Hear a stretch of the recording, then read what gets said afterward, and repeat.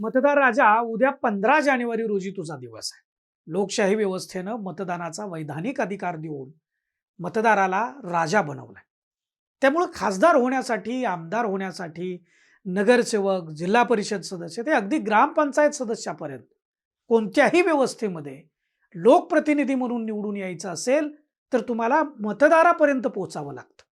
त्याच्याकडे मत मागावं लागतं आणि या मतांवरच निवडून येणारे खासदार, आमदार, मंत्री, पंतप्रधान, मुख्यमंत्री होतात.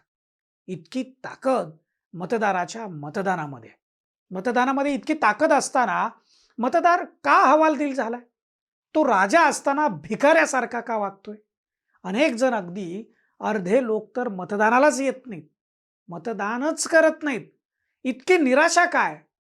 त्यांच्यामध्ये मतदान करण्याविषयी एवढी एवढी निराशा का दिसते? का करायला पाहिजे मतदान? कशासाठी करायला पाहिजे मतदान? कोणाला मत दिलं पाहिजे? याविषयी काही संकेत आहेत का? तर संकेत बिंकेत काय नाही आहेत, नियम आहेत का? नाही आहेत. याच संदर्भामध्ये आपण या व्हिडिओमध्ये सविस्तरानं जाणून घेणार. नमस्कार, मी दीपक दराडे आणि तुम्ही पाहताय फॉर द पीपल न्यूज. मंडळी, सध्या महाराष्ट्रात महापालिकेची निवडणूक सुरू आहे. 15 जानेवारी म्हणजे गुरुवारी मतदान आहे. महाराष्ट्रातल्या 29 महानगरपालिकांमध्ये मतदारांनी या दिवशी मतदान करून योग्य नगरसेवक निवडावा ही अपेक्षा आहे. आता योग्य नगरसेवक म्हणजे काय?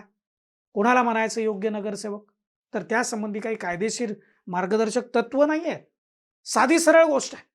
ज्याच्यावर गुन्हे नाहीत, ज्याचं शिक्षण झालेलं आहे, ज्यांना नागरीकरण म्हणजे काय, नागरीकरण वाढत असल्यामुळं शहरांचे प्रश्न काय निर्माण झालेले आहेत, भविष्यात कोणते प्रश्न निर्माण होतील, वाहतूक, पाणी, रस्ते, सांडपाणी, कचरा व्यवस्थापन, पर्यावरण, आरोग्य, शिक्षण यासारख्या मूलभूत गोष्टींना प्राधान्य देऊन शाश्वत विकासाला महत्त्व देणारा व्यक्ती नगरसेवक म्हणून निवडून दिला तर तो चांगलं काम करू शकतो. खरं म्हणजे तो आपला विश्वस्त म्हणून आपण त्याला महापालिकेमध्ये पाठवत असतो. तिथं जाऊन नगरसेवकाने पारदर्शक भूमिका घेऊन काम करण्याची अपेक्षा आहे.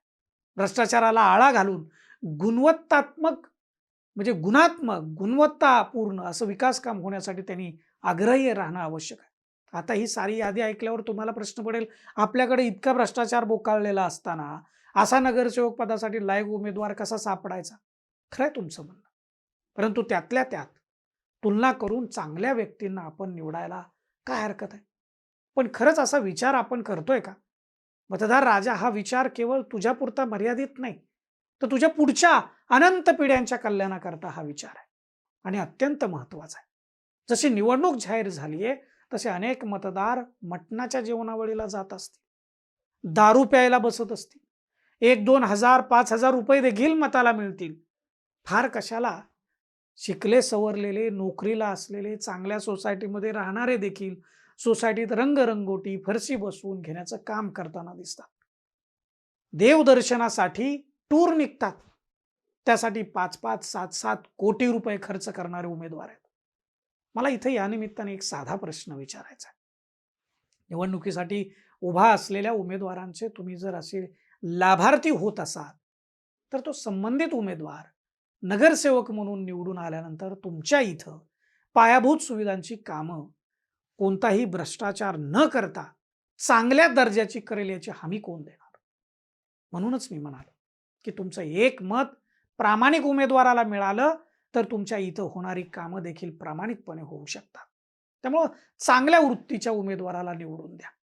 तुमच्या पुढच्या पिढ्यांचं भविष्य ठरवणारी निवडणूक असते. गुंड प्रवृत्तीचे, भ्रष्टाचारी, फसवे, शब्द न पाळणारे, केवळ दिखावा करणारे लोक जर तुम्ही निवडून दिलेत तर तुमच्या शहरातल्या टेकड्या वाचतील का? पर्यावरण जपलं जाईल का? रस्त्यांची कामं नीट होतील का? वाहतूक कोंडीत जो तुमचा दररोजचा वेळ जातोय, जी धूर तुमच्या नाकातोंडात जाते, ती थांबेल का? लाखो रुपयांचे आरोग्य उपचार सरकारी दवाखान्यात, महापालिकेच्या दवाखान्यात मोफत नाही, पण अगदी कमी पैशात मिळायला हवेत, पण ते मिळतील का? महापालिकेच्या शाळा हायटेक होऊ शकतात, पण त्यासाठी तुमचा नगरसेवक त्यासाठीचा आग्रह धरणारा व शिक्षणाचं महत्त्व जाणणारा असायला हवा. खूप गोष्टी आहेत, यादी खूप मोठी होईल. समजून घ्या आणि थापा मारणाऱ्यांना बाजूला ठेवून प्रामाणिकपणे काम करू शकेल असा उमेदवार नगरसेवक म्हणून निवडा. 2-4 हजार रुपयांसाठी मतदार राजा तू विकला जाऊ नको. हे 2-4 हजार रुपये तुला एक दिवसच पुरतील. पुन्हा 5 वर्ष तुला सर्वच पायाभूत सुविधांसाठी तिष्ठत बसावं लागेल. त्यावेळी जेव्हा तू या नगरसेवकांकडे जाशील तेव्हा त्यांचे बोल तुला ऐकावे लागतील. अरे काय फुकट दिलं का? तुझं मत फुकट दिलं? घेतले ना पैसे, रंगवून घेतली ना सोसायटी. त्यामुळे विचार करून बटन दाबा. सगळ्याच निवडणुका या तुमचं अस्तित्व आणि भविष्य ठरवणाऱ्या असतात. त्यामुळे जागे व्हा, जागरूक व्हा. धन्यवाद.